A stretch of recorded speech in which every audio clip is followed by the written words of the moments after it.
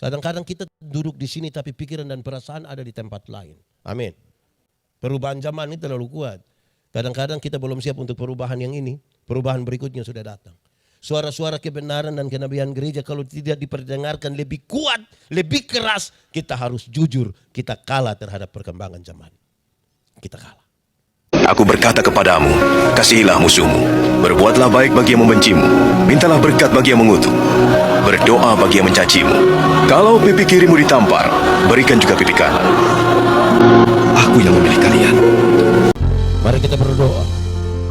Ya Tuhan Allah, kami mohon kepadamu, kuatkanlah dan teguhkanlah iman kami, supaya waktu di mana kami belajar firman Tuhan, biarlah ini menjadi waktu terbaik bagi kami. Kami mohon Tuhan, jauhkan semua penggoda pencobaan, baik di dalam kami maupun di sekitar kami.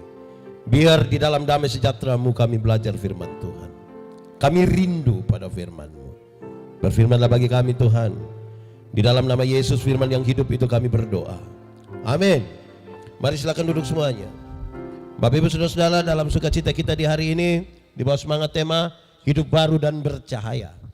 Saja kita merenungkan satu kisah, tadi sudah didramatisir oleh teman-teman, oleh adik-adik, anak-anak semua. Injil Yohanes pasal 20 ayat 11 sampai ayat yang ke-18. Injil Yohanes pasal 20 ayat 11 sampai ayat yang ke-18. Yesus menampakkan diri kepada Maria Magdalena. Tetapi Maria berdiri dekat kubur itu dan menangis.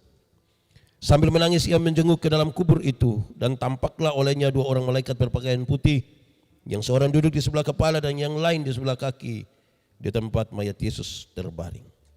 Kata malaikat-malaikat itu kepadanya, "Ibu, mengapa engkau menangis?" Jawab Maria kepada mereka, "Tuhanku telah diambil orang, dan aku tidak tahu di mana ia diletakkan." Sesudah berkata demikian, ia menoleh ke belakang dan melihat Yesus berdiri di situ. Tetapi ia tidak tahu bahwa itu adalah Yesus. Kata Yesus kepadanya, "Ibu, mengapa engkau menangis? Siapakah yang engkau cari?" Maria menyangka orang itu adalah penunggu taman. Lalu berkata kepadanya, "Tuan, jikalau Tuhan yang mengambil dia, katakanlah kepadaku di mana Tuhan meletakkan dia, supaya aku dapat mengambilnya." Kata Yesus kepadanya, "Maria." Maria berpaling dan berkata kepadanya dalam bahasa Ibrani, "Rabuni," artinya guru. Kata Yesus kepadanya, "Jangan engkau memegang aku, sebab aku belum pergi kepada Bapa. Tetapi pergilah kepada saudara-saudaraku dan katakanlah kepada mereka bahwa sekarang aku akan pergi kepada Bapakku dan Bapamu, kepada Allahku dan Allahmu." Maria Magdalena pergi dan berkata kepada murid-murid, "Aku telah melihat Tuhan," dan juga bahwa Dia yang mengatakan hal-hal itu kepadanya. Demikian firman Tuhan. Berbahagia setiap orang yang mendengar firman, memelihara dan melakukan dalam hidup setiap hari. Shalom. Sekali lagi shalom. Dari tadi malam sampai tadi pagi itu hujan terus. Saya membayangkan orang-orang terutama panitia akan berpikir, kenapa kita mau acara baru hujan padahal kemarin-kemarin tidak begitu. Saudara-saudara, saya bilang begini, tidak apa-apa. Hujan itu mengajarkan kepada kita paling tiga hal. Paling tidak tiga hal. Satu, hujan mengajarkan kepada kita supaya duduk semakin rapat. Ya, kalau tidak hujan itu anak masing-masing nanti duduk di sudut-sudutnya. Tadi saya datang kita semua rapat di situ. Itu karena hujan. Kita bicara Ovalangga, bicara tentang Kepelbagaian walaupun kita Rotendao semua, tapi kita berbeda-beda. Kadang-kadang sudah rapat saya belum tentu hati sama. Amin kok. Iya, kadang-kadang kita duduk di sini tapi pikiran dan perasaan ada di tempat lain. Amin. Nah itu karena itu kita rapat, duduk sama-sama. Kedua, hujan mengajarkan kepada kita supaya berteriak itu makin keras. Harus. Perubahan zaman ini terlalu kuat. Kadang-kadang kita belum siap untuk perubahan yang ini. Perubahan berikutnya sudah datang. Suara-suara kebenaran dan kenabian gereja kalau tidak diperdengarkan lebih kuat, lebih keras, kita harus jujur, kita kalah terhadap perkembangan zaman. Kita kalah. Ketiga, ini teka-teki dulu di Rote. Waktu masih kecil-kecil ada teka-teki bilang begini, jatuh di bawah, cari di atas. Apakah itu? Jatuh di bawah, cari di atas. Apakah itu? Ya, hujan ke atap bocor. Kan paling dia menetes di sini kan kita cari begini. Tidak mungkin dia menetes di bawah terus kita cari, tidak tahu bocor di mana. Saya kira tidak begitu ya. Jatuh di bawah, cari segala sesuatu yang terjadi di kolong langit ini harus cari jawabannya dari atas. Kalau kita cari di dunia kita tambah masalah. Apalagi bagaimana orang bertanya, Yesus mati dan bangkit. Bagaimana seorang itu dapat menebus dosa semua umat manusia? Kalau cari jawaban di bawah, kita tambah masalah. Harus cari jawaban dari apapun yang saudara alami. Kenapa sepu istriku model begini? Cari jawaban di. Kenapa sepu suami model begini? Cari jawaban di. Ada yang sempat bertanya begitu? Ada juga? Ya, tidak apa-apa. Baik, saudara-saudara, pembacaan ini menarik. Saudara tahu, Tuhan Yesus baru dibunuh mati itu kira-kira hari Jumat. Semua orang ketakutan, apalagi orang-orang yang dekat dengan dia. Murid-murid itu mereka juga ketakutan. Tidak ada orang yang berani untuk menyatakan dia siapa dalam hubungan dengan Yesus. Saudara tahu itu kondisi yang sangat rumit. Baru hari Jumat. Langgar 2 hari kemudian. Masuk hari ketiga. Pagi-pagi benar. Pagi-pagi benar. Maria keluar dari rumahnya. Menuju ke kubur itu. Saya tanya saudara. Dulu sudah ada listrik. Sudah ada kok belum? Berarti terang atau gelap? Maria menuju ke kubur itu pagi-pagi buta. Orang-orang bilang. Di kubur banyak setan. Betul? Orang-orang bilang di kubur banyak. Betul kok tidak? Betul kok tidak? Tidak kok betul? Betul kok tidak? Betul di kubur banyak setan? Tidak juga. Setan ada di mana-mana. Di dalam gereja juga ada setan kok tidak? Di sini ada setan kok tidak? Mana? Nah, itu dia soal itu. Kata orang di kubur banyak setan. Dia pergi mengalahkan ketakutannya. Dia pergi ke sana. Orang bertanya, kenapa Maria seberani itu? Kenapa Maria seberani itu? Jawabannya ringan saudara. Maria Magdalena, kalau kita baca di Lukas pasal 8 ayat 2, dia adalah seorang perempuan yang pernah Tuhan Yesus sembuhkan dari 7 roh jahat. Pengalaman perjumpaan dengan Tuhan Yesus itu membuat dia mengalahkan ketakutannya. Dia pergi mencari Tuhan Yesus. Amin. Saya tanya saudara dulu, saudara pernah punya pengalaman dengan Tuhan Yesus? Ini soal serius saudara. Kenapa? Karena tipis antara pengalaman pribadi dengan Tuhan Yesus. Saya bicara dan berkhotbah tentang iman. Saya bilang begini, orang beriman itu bisa dibedakan dengan orang yang tidak beriman. Yang beriman itu kalau kita sama-sama naik kendaraan terus celaka, tinggal 2 orang selamat. Yang satu orang beriman, yang satu bukan orang beriman. Yang orang beriman akan bilang, untung Tuhan saya selamat. Untung, yang tidak beriman akan bilang, untung tadi saya lompat cepat-cepat. Di satu peristiwa yang sama. Yang beriman mengatakan untung, yang tidak beriman mengatakan untung. Saya mau tanya kita, di Ovalanga ini lebih banyak untung Tuhan atau untung saya? Untung? Nah itu kita soal itu. Itu dia soal itu. Pengalaman, saudara bayangkan bangun tidur saja. Harusnya kita tahu bahwa itu sebuah pengalaman dengan Tuhan. Bangun tidur. Ada orang yang tidur tidak bangun lagi. Dia tidur terusin. Saudara masih bangun ke tidak? Masih? Atau tidak tidur memang? Masih bangun pengalaman dengan Tuhan saudara. Kalau tiap-tiap hari kita mengaku itu, saya kira kita punya pengalaman itu dengan Tuhan. Maria pergi ke situ. Dia pergi dengan sebuah harapan. Walaupun hanya akan berdiri di depan kubur itu. Walaupun hanya akan berdiri di depan kubur itu. Itu sudah cukup baginya untuk sedikit meringankan dia punya perasaan. Sampai di sana. Perasaan itu tambah enak atau tambah sedih? Tambah sedih. Saudara kira kalau cari Tuhan sampai sana langsung enak? Belum tentu. Kita rencana mau cari yang enak sampai di sana persis seperti Maria. Berharap bisa melihat saja kubur yang tertutup itu. Tapi sampai sana mayat Tuhan Yesus tidak ada. Sudah jauh-jauh lagi jalan. Gelap-gelap lagi. Pergi sampai di situ. Tidak ada apa-apa. Saya mau tanya saudara. Pernahkah saudara mengalami sesuatu di mana saudara sudah betul-betul mati-matian tetapi ternyata nol? Pernah alami? Manusia sering dihadapkan pada 3 kondisi. Pertama. Ada kondisi di mana kita mau dan Tuhan juga mau. Ada saat kita mau sesuatu, Tuhan setuju.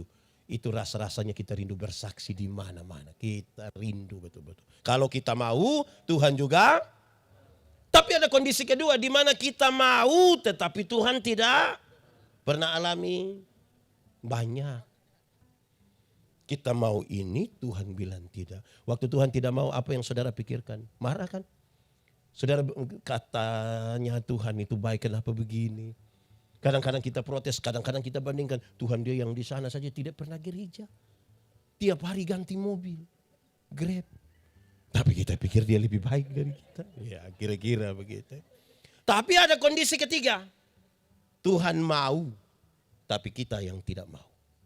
Ada kondisi di mana Tuhan mau sesuatu, tapi kita tidak. Contohnya bagaimana? Gampang. Anggap saja kita sementara marah sama satu orang. Di Ovalangga ini semua damai-damai kah? Tidak bertengkar satu sama lain. Aman. Amin.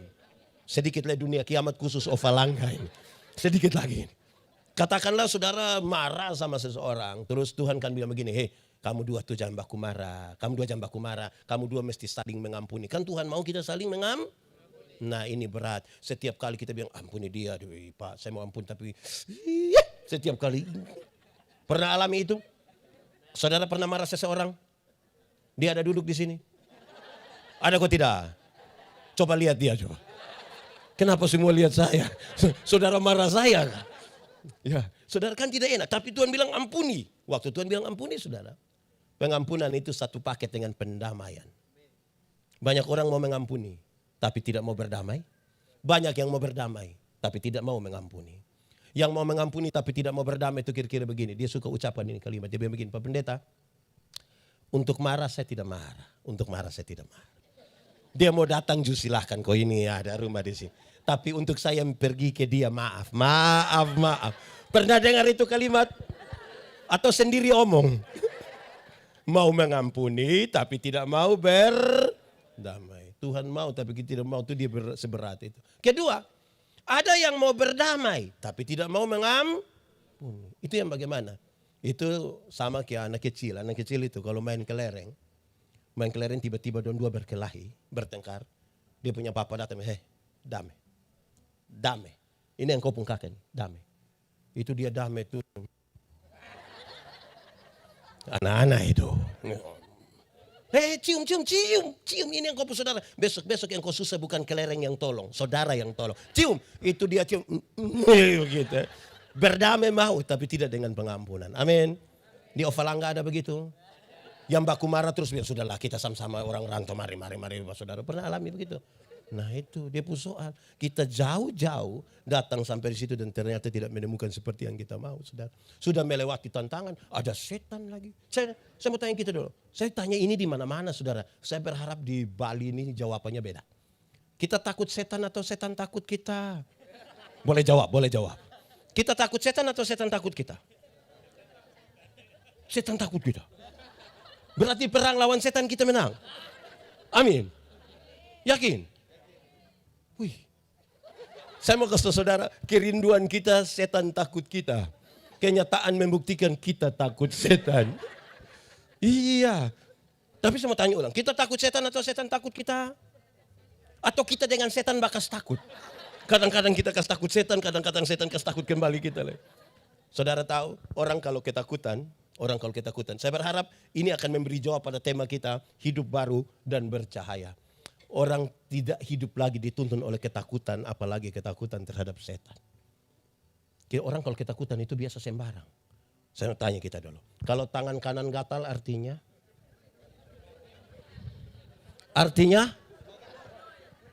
Kalau tangan kanan gatal artinya dapat uang.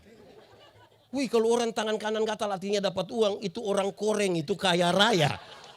Itu bukan tangan kanan saja yang gatal, semua gatal habis itu. Ay, siapa yang ajar kita? Kalau tangan kanan gatal dapat uang berarti resesi itu gampang. Tinggal semua. Siapa ajar kita saudara? Alkitab bilang begini. Satu-satunya cara untuk dapat berkat ialah kerja. Apa? Kerja bukan bagatal. Siapa ini? Tidak begitu. Saudara, yang menarik kita, kalau kita belajar dari surat Paulus kepada Efesus, dia bilang begini. Doa-doa orang percaya itu seperti panah-panah api. Yang tembak roh-roh jahat di udara dan perjatuhan itu. Iya toh? Berarti iblis takut doa orang percaya karena ada Tuhan yang berkuasa di situ. Amin. Tapi banyak ibu hamil keluar malam dan tidak berdoa. Dorang ambil paku 10 cm.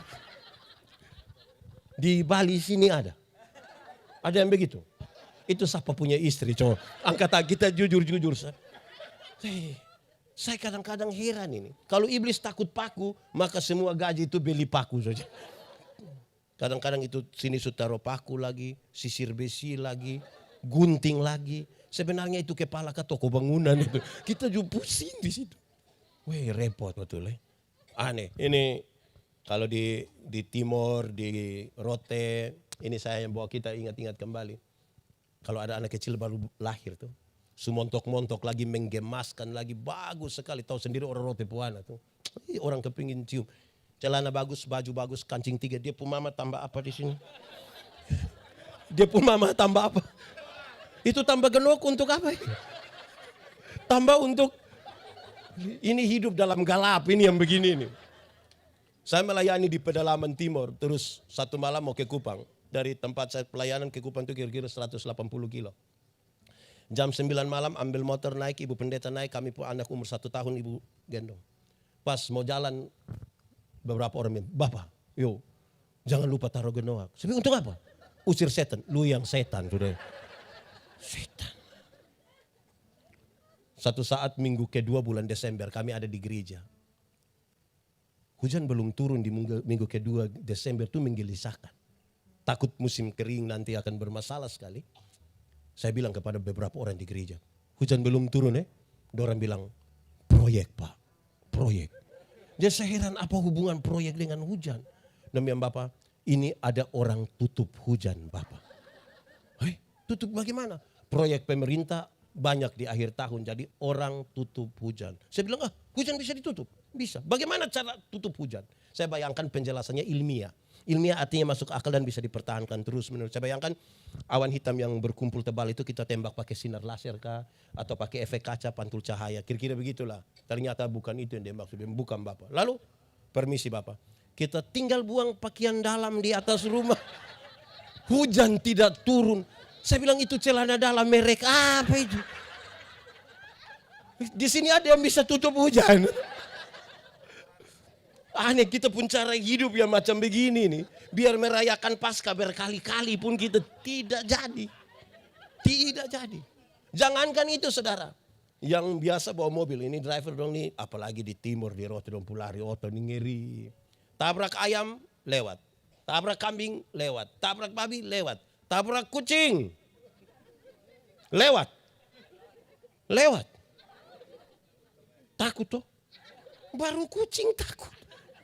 Jadi kita ini hidup ini lagi kita bangun di sesuatu yang tidak tahu gelap kok atau apa. Nah, kira-kira begitu loh. Kita ke setengah itu kan tema kita tidak di situ. Saudara, Maria sampai sana. Mayat Yesus tidak ada.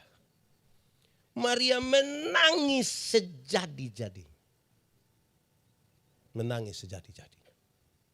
2 malaikat itu yang begini. Ibu, kenapa ibu menangis? Siapakah yang engkau cari? Pertanyaannya saudara, kenapa Maria menangis? Kenapa Maria menangis? Bahkan itu bukan menangis main-main itu. Jawabannya ringan saudara. Karena Maria lupa janji Tuhan. Kesedihan yang sangat besar itu membuat Maria lupa kepada janji Tuhan. Berkali-kali, ada 4 kali Tuhan Yesus bilang begini, anak manusia akan diserahkan. Disiksa sampai mati. Tapi dia akan bangkit pada hari yang ketiga. Kesedihan yang besar dari Maria membuat janji itu dilupakan. Kadang-kadang kita punya masalah dan betapa sulitnya kita percaya pada janji Tuhan. Saya mau tanya, saudara punya masalah? Punya? Tidak usah omong.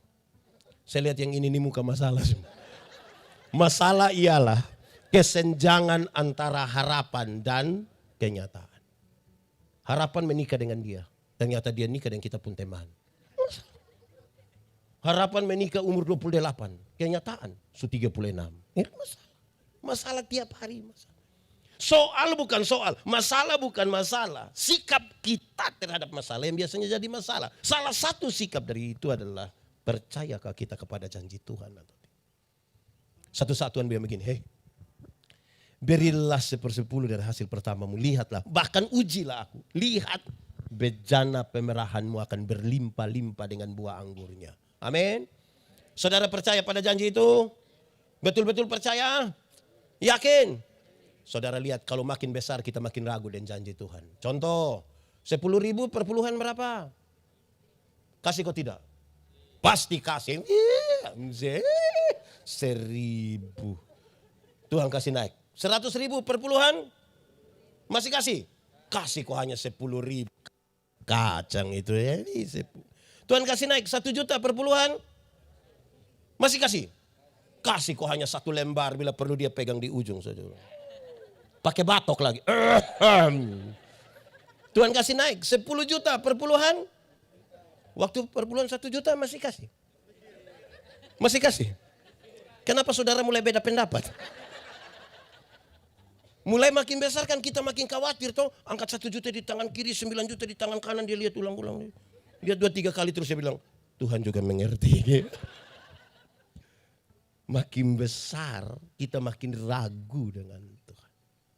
Saya bayangkan saudara-saudara, kita pun keraguan dengan Tuhan ini lebih besar. Bahkan orang justru percaya pada sesuatu yang sebenarnya tidak juga masuk akal. Saya mau tanya saudara, saya lahir besar di Soe. Kalau saya cerita tentang Soe, saudara percaya atau tidak? Percaya. Kalau saya lebih banyak cerita tentang Surabaya, saudara percaya atau tidak? Kenapa saudara tidak mau percaya? Lahir di Soe, lebih baik cerita tentang Soe daripada cerita tentang Surabaya. Kenapa Pak Pendeta omong begitu? Saudara dengar. Banyak orang dari mulutnya mengaku dia orang percaya. Mengaku orang Kristen. Mengaku orang yang beriman kepada Tuhan. Tapi dia pemulut. Lebih banyak cerita tentang setan. Contoh. Jalan malam pas lihat pohon besar goyang sedih. Pak, itu Pak. Dari dulu Pak. Ada nona satu di situ pakai baju putih. Bayangkan, padahal pohon memang hanya tergoyang sedikit. Sakit sedikit, pasti orang bikin. Hai orang ini dia mau suanggi juga lihat-lihat orang lah. Tidak semua kita hanya dia mau karena suanggi sehabis ini. Jadi mulut kita bicara tentang Tuhan. Tapi iman kita sebenarnya tidak ditujukan kepada Tuhan. Orang akan gampang lupa pada janji Tuhan. Terlalu banyak yang Tuhan janjikan. Tapi belum tentu kita lakukan. Saya kasih contoh buat kita saudara. Janji-janji Tuhan itu yang kita lakukan itu menunjukkan sebuah kehidupan yang baru. Kalau saudara baca Yohanes pasal 14.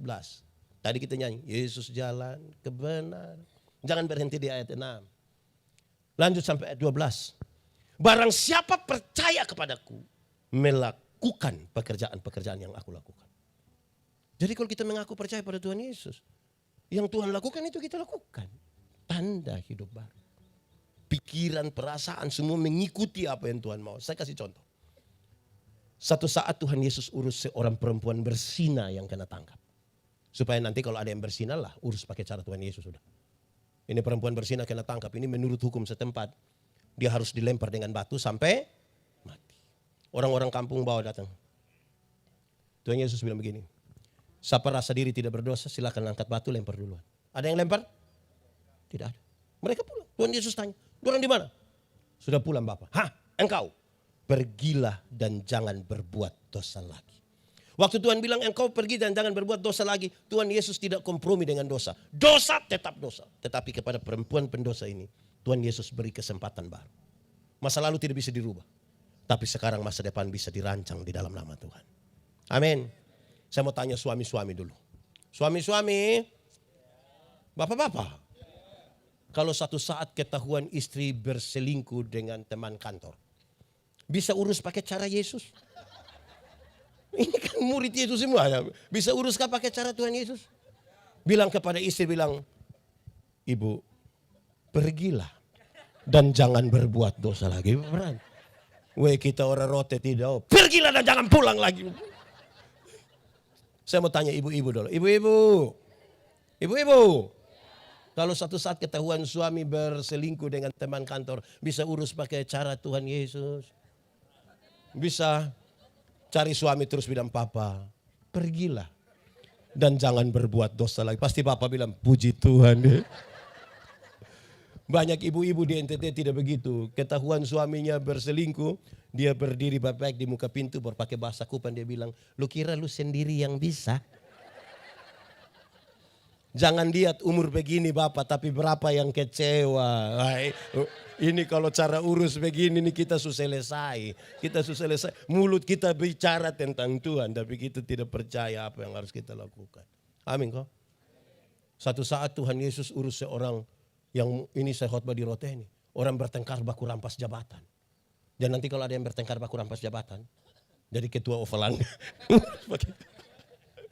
Saudara-saudara, murid-murid sementara bertengkar, siapa yang terbesar di antara mereka? Yakobus bilang dia, Petrus bilang dia, Andreas bilang dia. Tuhan Yesus tidak marah. Jabatan itu kebutuhan. Tapi prosesnya menjadi penting.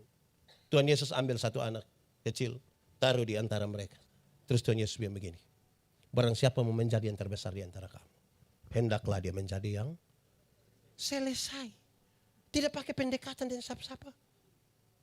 Saya ingat waktu itu saya bilang begini, tahun 2009 kan saya ketua Panwaslu. Datang 1-2 caleg bilang saya bilang begini, pendeta, yo, kira-kira saya bisa jadi anggota dewan kok tidak? Saya bilang yang macam Bapak begini tidak bisa. Hei, kok Pak Pendeta yakin? Iya. Bapak ini saya minta tolong jadi penatua diaken yang hanya urus 20 KK, Bapak tidak mau. Sekarang Bapak mau urus kami yang begini banyak, saya yakin tidak bisa. Habis pemilu ternyata dia tidak terpilih. Dia datang cari saya, dia bilang, Bapak, yo, ternyata Bapak pemulut panas betul. Saya bilang ini bukan soal panas, Anda yang tidak terbiasa setia dengan perkara kecil. Firman Tuhan berkata, kalau engkau setia pada perkara-perkara yang kecil, kepadamu dianugerahkan. Anugerahkan itu berarti duduk diam-diam kok dia kasih.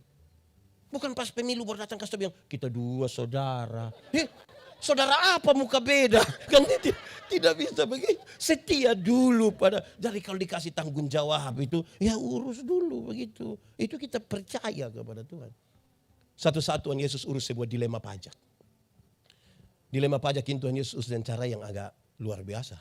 Tuhan Yesus mulai dari pertanyaan. Bolehkah membayar pajak kepada kaisar atau tidak? Ini pertanyaan, jawabannya gampang, efeknya berat. Kalau mereka tanya Yesus, boleh bayar pajak kepada kaisar atau tidak? Kalau Tuhan Yesus bilang, boleh bayar pajak kepada kaisar. Ribuan orang pengikut Yesus akan meninggalkan Yesus karena pajak terlalu berat. Tapi kalau Tuhan Yesus bilang tidak boleh bayar pajak kepada kaisar, maka Tuhan Yesus akan dianggap memprovokasi masyarakat untuk lawan pemerintah. Pasti dia ditangkap. Tuhan Yesus bilang tunjukkanlah kepadaku koin untuk pembayaran pajak itu. Gambar dan tulisan siapa ini? Kaisar. Berikan pada kaisar apa yang wajib kamu berikan pada kaisar. Tapi berikan pada Tuhan apa yang wajib kamu berikan pada Tuhan. Itu bukan soal perpuluhan. Itu bukan soal persembahan uang. Gambar dan tulisan siapa ini? Kaisar. Karena pada uang ini adalah gambar dan tulisan kaisar, kasih kaisar. Tapi Alkitab mengatakan, kamu adalah gambar dan tulisan Allah. Berikan uangmu pada kaisar, tapi berikan dirimu pada Tuhan dan bukan uangmu. Supaya jangan ada orang yang Pak Pendeta, saya memang tidak pergi ke gereja Bapak, tapi saya pun persembahan pergi Bapak. Di surga tidak ada kios jual Indomie itu, tidak ada. Supaya kita pun diri yang pergi, bukan uang yang pergi. Itu serius itu. Jadi saudara lihat, banyak orang akan sangat bersusah hati menyelesaikan persoalan-persoalannya karena dia melupakan janji Tuhan dan tidak bisa untuk melakukan apa yang Tuhan mau.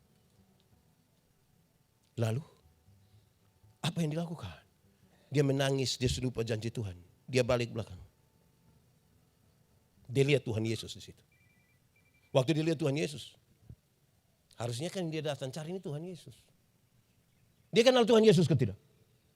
Tidak kenal. Dia tidak kenal. Bahkan Tuhan Yesus bertanya. Tuhan Yesus bertanya, Ibu, kenapa engkau menangis? Dia tidak kenal. Kenapa sampai Maria tidak kenal Tuhan Yesus?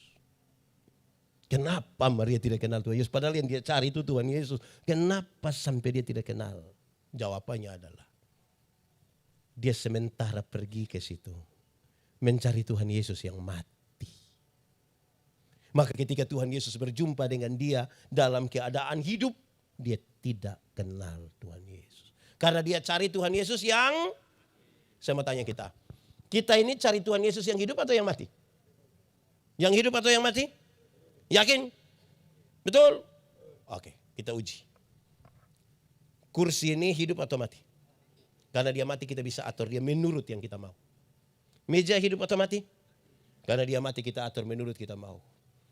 Ini apa lagi? Ini tenda hidup atau mati? Karena dia benda mati kita atur menurut kita mau. Sekarang saya tanya, Tuhan Yesus hidup atau mati? Hidup atau mati? Karena dia hidup kita tidak bisa mengatur dia menurut yang kita mau. Tapi saudara lihat, ada banyak orang ingin mengatur Tuhan seperti apa yang dia mau. Seperti Tuhan itu benda mati. Coba saudara periksa 10 doa terakhir dari saudara. Bagi yang tahu berdoa. Yang tidak berdoa dia mau periksa apa. Coba periksa 10 doa terakhir. Saudara tahu. Kita pun doa-doa tuh kadang-kadang kita ingin mengatur Tuhan untuk mengikuti apa yang kita mau. Banyak orang berdoa itu 1 menit pertama itu pujian. Tuhan engkau dahsyat, luar biasa, engkau baik. Itu 1 menit pertama. Masuk menit kedua itu daftar permintaan. Itu macam proposal begitu. Itu dia permintaan 1, 2, 3, 4, 5, 10, 20, 30, 40, 50, 60, 70. Terus biasanya mau habis dia bilang, ampunilah segala dosa kami. Di dalam nama Yesus kami berdoa. Ada yang sebelum kata ampunilah, dia selalu bilang begini, sebenarnya masih banyak hal yang ingin kami pinta. 80 ini masih, tapi sudah mintalah kepada Tuhan tidak apa-apa juga. Tapi saudara tahu, kadang-kadang kita memaksakan kehendak. Kadang-kadang kita mau Tuhan ikut kita pun mau. Padahal doa itu saudara, supaya Tuhan bukan benda mati. Doa itu kekuatannya adalah penyerahan total. Jadilah menurut kehendak. Kadang-kadang kita menangis total. Berteriak total. Tapi tidak menyerahkan total. Itu dia pun soal di situ. Kekuatan doa itu pada penyerahan. Tuhan, ini saya pun masalah, saya rindu Tuhan atur. Karena itu, doa supaya bukan Tuhan benda mati dan kita atur-atur. Doa adalah keputusan untuk kita masuk kepada apa yang Tuhan sudah kerjakan jauh-jauh hari sebelum kita berdoa. Jangan saudara pikir pas saudara amin baru Tuhan mulai kerja. Tuhan bekerja mendahului apa yang kita doakan. Jadi waktu saya berdoa, saya akan bilang Tuhan, jadilah menurut yang Tuhan mau. Kan begitu. Doa itu relasi, bukan kata. Doa itu relasi. Kalau relasi yang baik itu kan tidak perlu dengan kata-kata yang terlalu luar biasa kan. Kalau saya dengan Om Gustaf kami dua kenal baik, kami dua punya relasi. Saya jalan kaki, beliau naik motor, ketemu saya di jalan. Tanpa saya minta dia berhenti, tanpa saya minta. Pendeta, mau pergi mana? Naik. Karena kami dua saling kenal. Bayangkan kalau kami dua tidak ada relasi, kami dua tidak saling kenal. Saya jalan kaki, beliau naik motor. Ketemu saya di jalan, dia berhenti. Tapi dia tanya saya, ojek kok Pak? Relasi. Lebih penting dari kata-kata. Kita kadang-kadang terlalu banyak kata-kata sampai kita kira Tuhan jawab doa itu kepaksa-paksa. Tuhan. Tuhan jawab doa bukan karena desakan kita. Relasi yang baik memungkinkan kita berkata-kata dengan ringan. Menurut saudara, saya kenal sepupu istri kok tidak? Kenal toh? Kami dua ada relasi kok tidak? Nah, karena kami dua punya relasi, saling kenal. Permintaan saya kepadanya ringan. Mah, bikin teh dong sayang. Gelas kecil saya. Jangan terlalu banyak gula, papa takut sakit gula. Kan cara mintanya begitu. Karena kami dua saling kenal. Tidak mungkin saya minta teh di sepupu istri, saya bilang, Mama! Buatlah segelas teh. Jangan terlalu banyak gula ya. Papa takut sakit gula. Wih, pas habis mama tua tanya, lu sehat? Jadi doa itu relasi. Yang memungkinkan kita tidak memaksa Tuhan ikut kita pun mau. Kita kadang-kadang ini cari Tuhan yang mati. Jadi kita mau atur-atur Tuhan. Tuhan nanti Tuhan setuju dengan saya pun mau. Atur-atur Tuhan. Itu dia pun soal. Serius itu saudara. Dia tidak kenal Tuhan. Kedua. Dalam kaitan dengan itu saudara. Maria bahkan menuduh Tuhan. Saudara lihat orang ketika ada dalam masalah. Yang dia cari Tuhan Yesus. Dia tuduh lagi. Dia kira salah kenal ini. Terus dia bilang, jangan-jangan engkau yang mengambil mayat Tuhanku. Ini omong sembarang ini. Menurut saudara mayat Tuhan Yesus dicuri.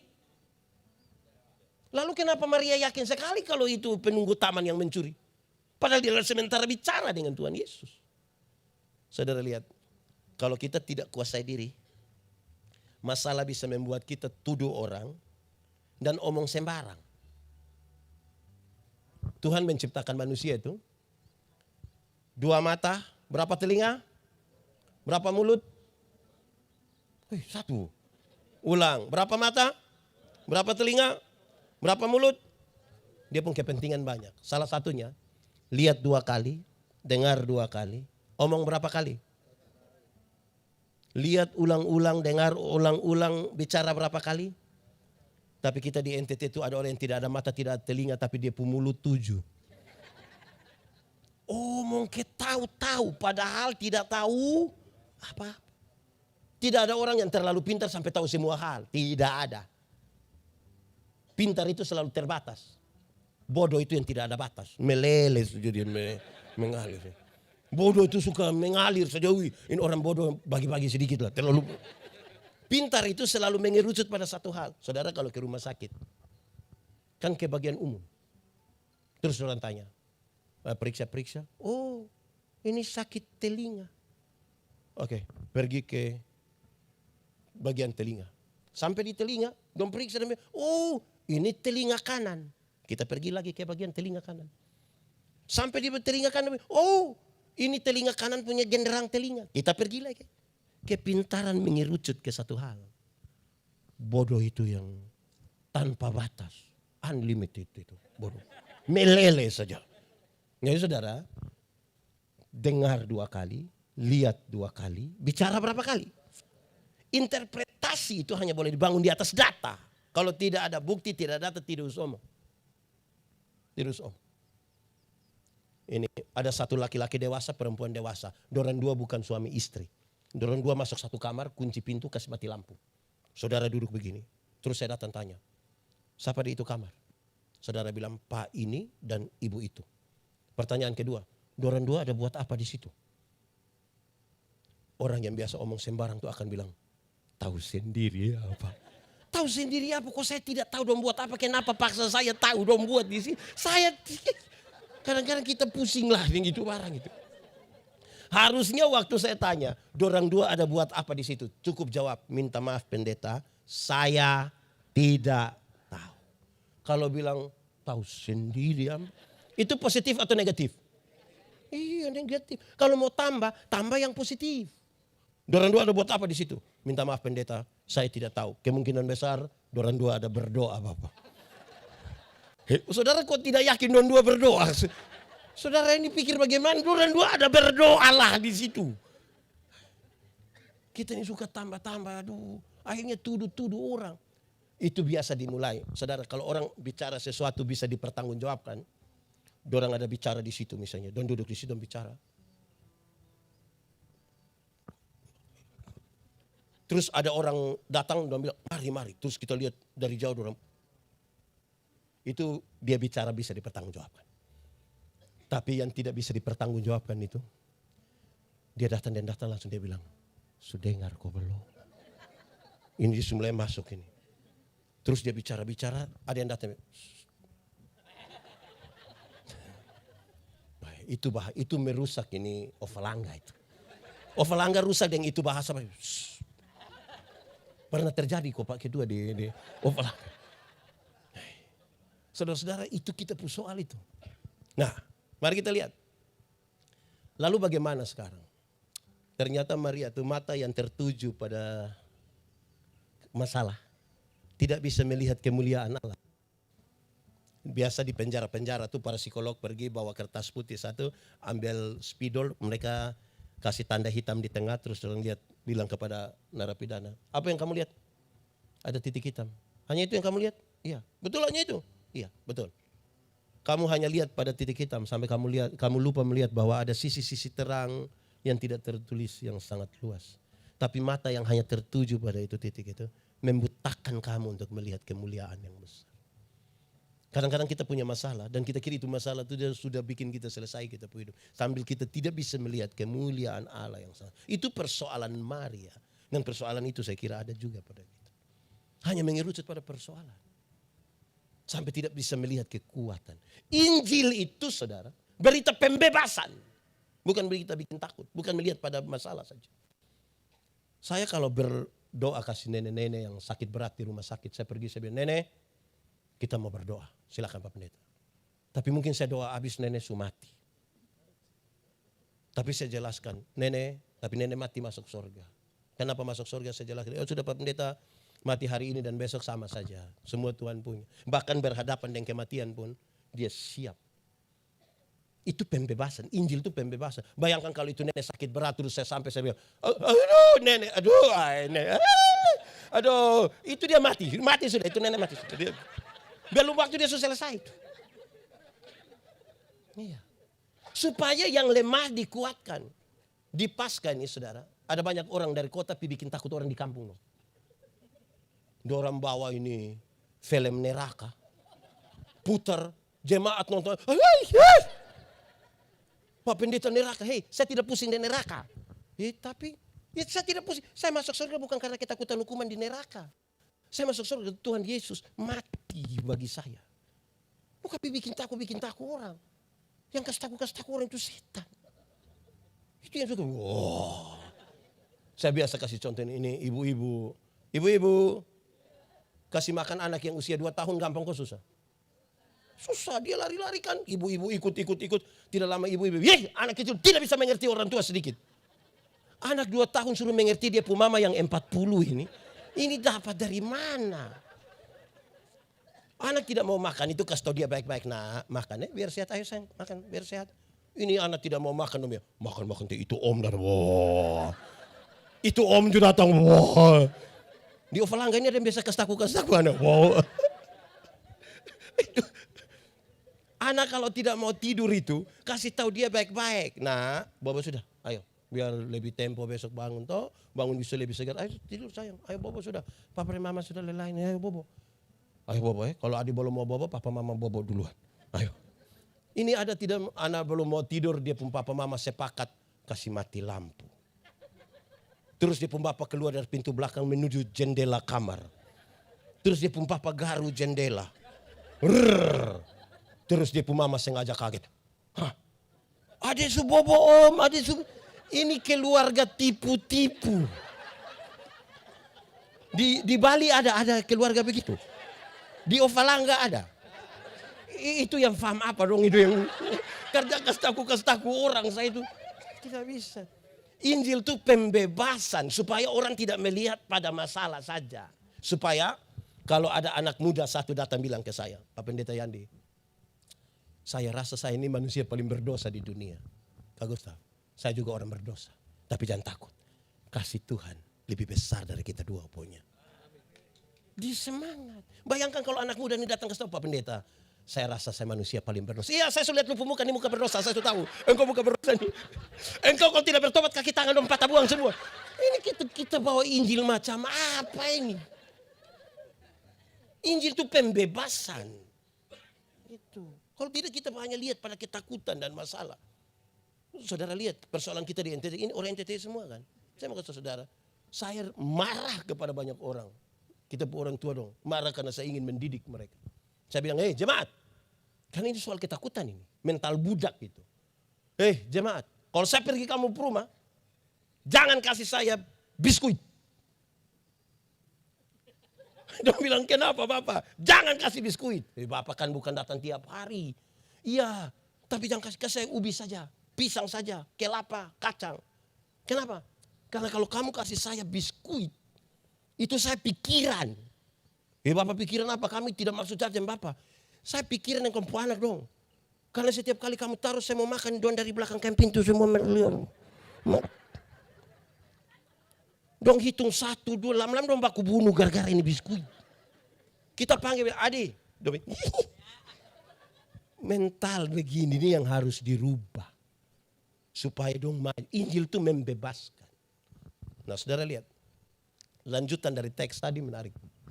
Bagaimana Maria kenal suara Yesus? Bagaimana Maria kenal suara Yesus? Hanya ketika Tuhan Yesus bilang begini. Maria. Dari tadi omong panjang-panjang Maria tidak kenal. Tapi ketika namanya disebutkan. Dia kenal ini suara. Guru. Dia bilang begitu. Saudara tahu. Kalau kita punya relasi dekat dengan seseorang. Dia memanggil kita dengan cara yang berbeda. Dan kita tahu kalau dia memanggil. Dia tahu. Saya punya nama Yandi. Tapi di KTP Yosep Andreas. Tidak ada hubungan antara Yandi dan kemarin saya masih bercerita. Kenapa itu hal terjadi? Saya dilahirkan kira-kira 46 tahun lalu. Saya punya mata dua-dua buta. Badan sebelah lumpuh. Melahirkan di satu tempat kecil di Soe. Itu dekat dengan beliau rumah. Ume Manekan. Pemilik Ume Manekan itu adalah Bapak Oce Christian. Yosef Andreas Christian. Dia tahu bahwa ibu yang buta dan lumpuh ini melahirkan satu anak laki-laki. Dia bilang, kasih saya pun nama dia itu anak laki-laki itu. Maka saya disebutkan sebagai Yosef Andreas. 10 tahun 11 bulan kemudian mama sembuh total. Dua mata bisa melihat. Badan yang tadinya lumpuh itu bisa bergerak kembali dan normal sampai hari ini. Rupa-rupanya dia hamil awal ketika mama belum sakit. Mama rindu saya dipanggil Yandi. Tapi karena surat-surat semua akte semua tulis Yosef Andreas. Maka Yandi menjadi panggilan di rumah. Setiap kali orang panggil Yandi, ya saya tahu itu orang di rumah yang panggil. Relasi dan pengalaman bersama memungkinkan kita memahami sesuatu. Maka ketika Maria langsung bilang, guru. Namamu bukan lagi Abram, melainkan Abraham. Engkau bukan lagi Saulus, tapi nama. Dalam pengalaman perjumpaan. Engkau bukan lagi Yakub, tapi siapa? Israel. Pengalaman bersama memungkinkan kita punya nama. Kita tahu ketika nama kita disebutkan. Saya bilang begini, kita ini kadang-kadang saudara aneh. Saya berkhotbah di pedalaman Timor. Saya bilang begini, orang Timor itu kenal dua macam bunyi gong. Orang Timor menyebut dengan nama sene. Orang Rote sebut apa kalau gong? Meko. Bunyi gong pertama itu begini. Teng, teng, teng. Teng, teng, teng. Itu bunyi lonceng gereja. Dan banyak orang suami itu ketika dengar bunyi lonceng gereja, dia pakai bahasa Timur. Dia bilang, Mama, hom naokit. Mama, lu pikas kita. Tapi ada bunyi gong yang kedua, itu dia pun tempo lebih cepat.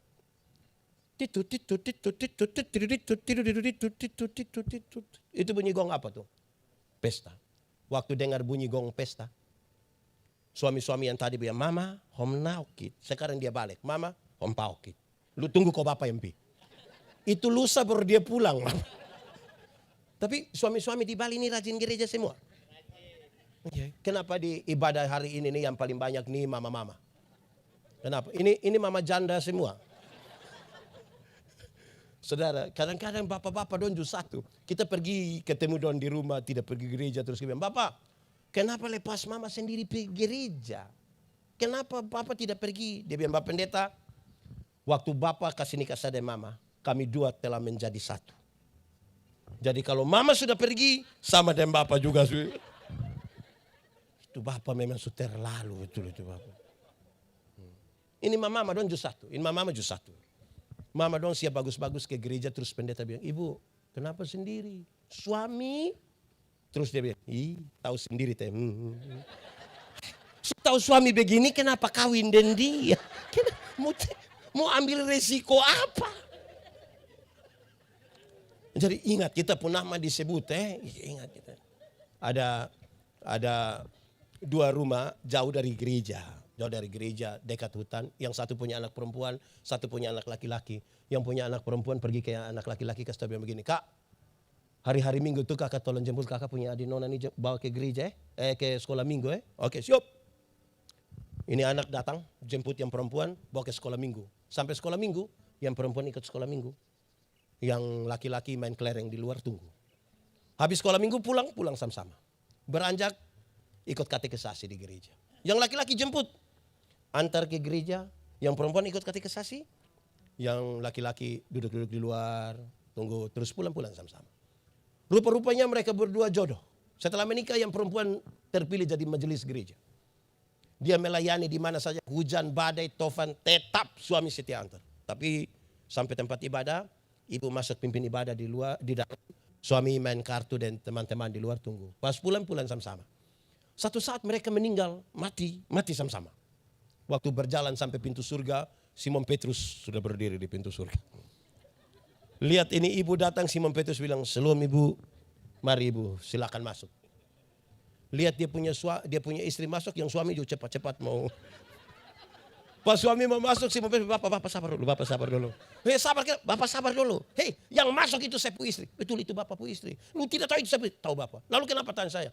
Kan dari itu hari bapak hanya antar-antar saja toh. Jadi ini hari bapak antar saja ya. Bapak pu tempat di sebelah itu.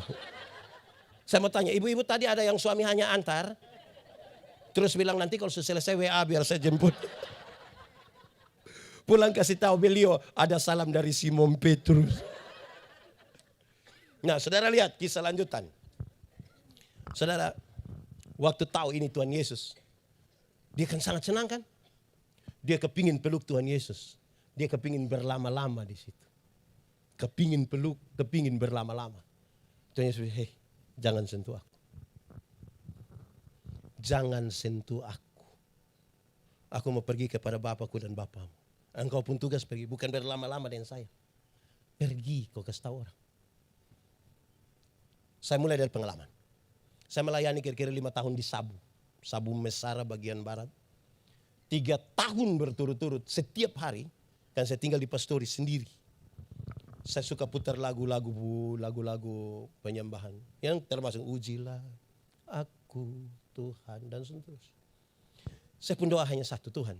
Kalau Tuhan berkenan, Tuhan datang. Kan saya sendiri. Saya ingin melihat wajah Tuhan. Saya ingin Tuhan gendong saya. Saya ingin Tuhan peluk saya. Kalau Tuhan tidak mau, saya bilang kepada siapa, saya janji saya tidak akan bicara. Tapi saya rindu. Itu kerinduan banyak orang begitu. 3 tahun kemudian, di satu hari saya berhenti berdoa seperti itu. Ketika saya baca Yohanes 14. Waktu Filipus bilang begini, Tuhan, tunjukkanlah kepadaku Bapa itu dan itu cukup bagi kami. Tuhan bilang apa? Filipus, setiap hari engkau bersama-sama dengan aku tapi engkau tidak mengenal aku. Engkau seperti orang tidak beriman. Engkau seperti orang yang tidak. Kerinduan saya melihat Tuhan itu kerinduan orang yang tidak percaya. Penjelasannya memuncak di ayat 12. Kalau engkau percaya kepadaku, engkau melakukan sesuatu. Iman itu dasar. Landasan, fondasi dari yang kita harapkan. Harapan itu cita-cita, idealisme ke depan. Saudara mau jadi orang terkaya silakan, mau jadi orang paling apa silakan. Semua silakan. Tapi di atas dasar apa saudara bang?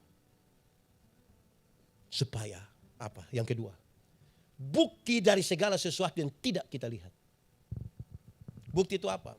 Para arsitek, waktu mereka ingin menggambar sebuah bangunan, mereka taruh dulu di sini yang tidak kelihatan. Gambar itu taruh pintu di mana, jendela di mana, kamar berapa, ukuran berapa, tangga di mana, emper bagaimana. Setelah ini beres di sini tidak kelihatan, baru mereka tuangkan di satu kertas yang bisa dilihat semua orang. Bukti dari yang tidak kelihatan. Setelah kelihatan, kerja bangunan megah sudah bangun berdiri, sudah hebat-hebat. Orang mengagumi itu bangunan kan. Setelah orang kagum, saudara tahu, titik-titik terkuat dari itu bangunan tidak diketahui oleh semua orang. Dia pencakar ayam di mana orang tidak tahu. Yang tahu siapa? Dimungkinkan hanya 2 orang. 1, orang yang menggambar. Yang kedua, tukang yang mengerjakannya. Orang lain melihat kekaguman di luar. Hanya Tuhan yang melihat apa yang menjadi landasan terkuat. Jangan berlama-lama dengan saya. Pergi dan beritakan.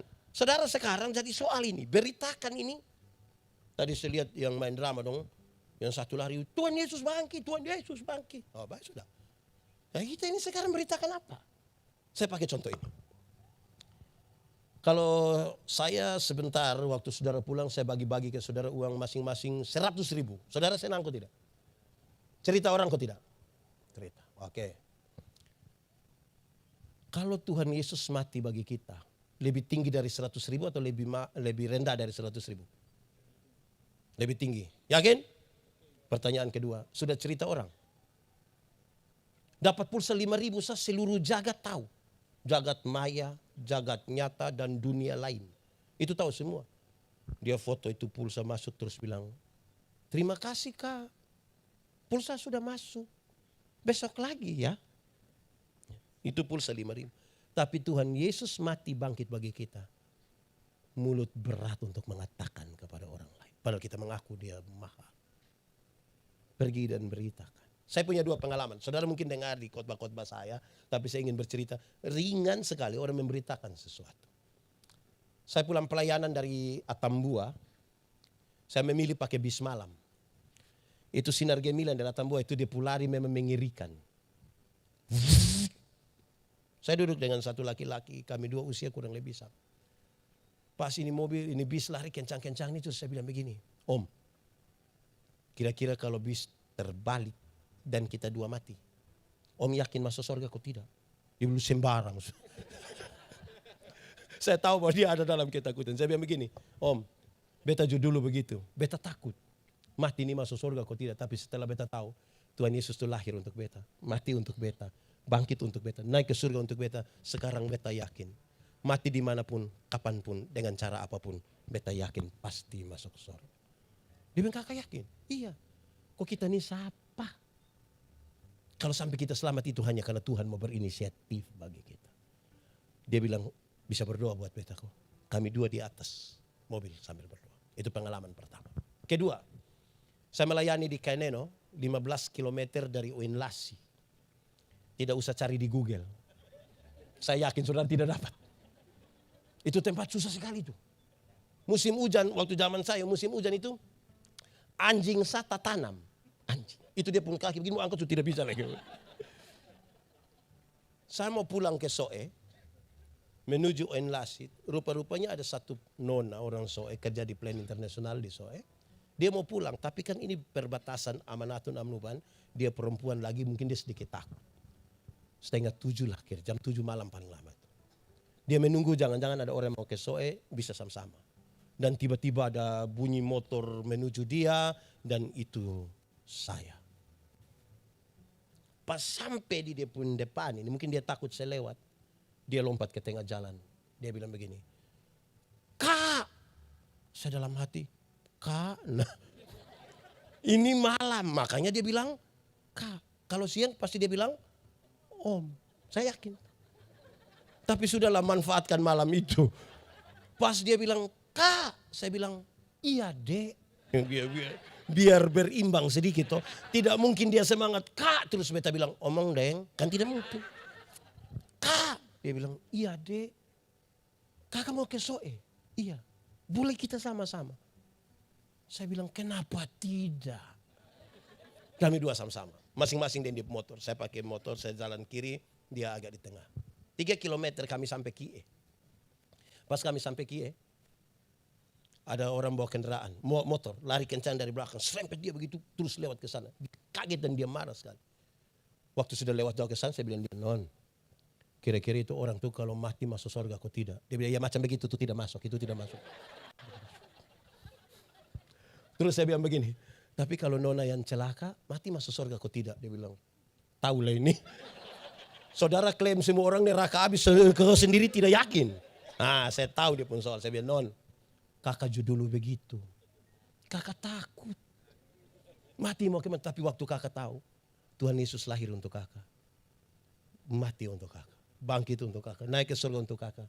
Sekarang kakak yakin, mati dimanapun, kapanpun, dengan cara apapun, kakak yakin pasti masuk.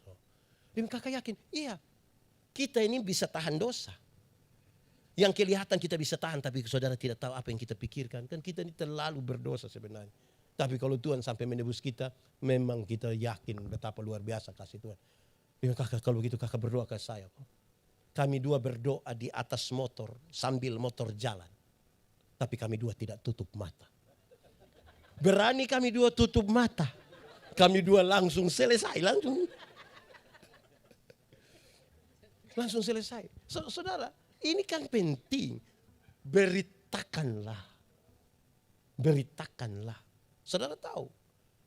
Pertanyaan paling penting adalah berapa orang yang saudara bawa datang kepada Tuhan. Berapa harga 1 jiwa? Dulu ada kisah. Tuhan Yesus sampai ke Gerasa. Meninggalkan ribuan orang yang baru dia kasih makan. Dia pergi ke Gerasa. Hanya berjumpa dengan satu orang yang kerasukan legion. Legion berarti roh jahat, kurang lebih 6.000 roh jahat. Kita pun teman di Ovalangga yang di roh jahat satu, kita pusing. Ini 6.000. Ini orang terlalu jahat ini. Bukan jahat bagi orang lain, bagi dirinya sendiri dia jahat ini.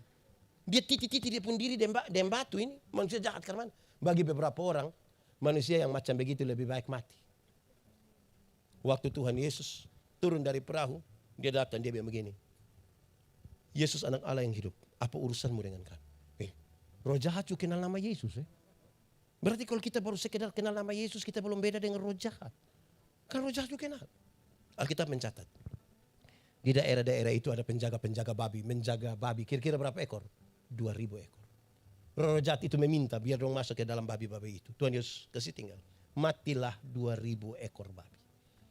Penjaga-penjaga babi itu marah. Mereka kasih tahu orang-orang kampung datang usir Yesus. Pertanyaannya, apakah Tuhan Yesus tega membuat orang kehilangan pekerjaan, membiarkan 2.000 ekor babi mati? Jawabannya tidak. Lalu kenapa Yesus lakukan? Biarkan hal itu terjadi. Saudara, dalam struktur budaya Yahudi, orang Yahudi tidak makan daging babi kan? Haram. Tapi yang haram ini mereka pelihara 2.000 ekor. Sementara satu jiwa yang hampir binasa mereka biarkan. Itu yang Yesus marah. Alangkah lebih baiknya ada 2.000 ekor babi mati daripada ada satu jiwa binasa. Ada satu orang gila binasa. Sekarang coba kali. 2.000 kali 2 juta. Kalau babi satu ekor 2 juta. 2.000 kali 2 juta berapa? 4M. Harga satu orang gila itu di hadapan Tuhan. 4M. Siapakah orang gila itu? Ya orang gila itu ya kemungkinan besar kita punya suami. Kemungkinan besar kita punya istri. Kita punya anak-anak. Kita punya orang tua. Bapak mantu, mama mantu. Katakanlah sesuatu. Sesuatu yang membawa sukacita. Dia telah bangkit. Kalau Anda merasa itu punya sukacita, katakanlah kepada seseorang. Karena tadi pulsa 5.000 yang masuk, saudara bercerita kepada banyak orang. Sekarang Yesus bangkit bagi saya dan saudara. Masa kita tidak berani bercerita? Pak Pi omong ke orang tersinggung. Belum mulai kita mulai dengan ketakutan.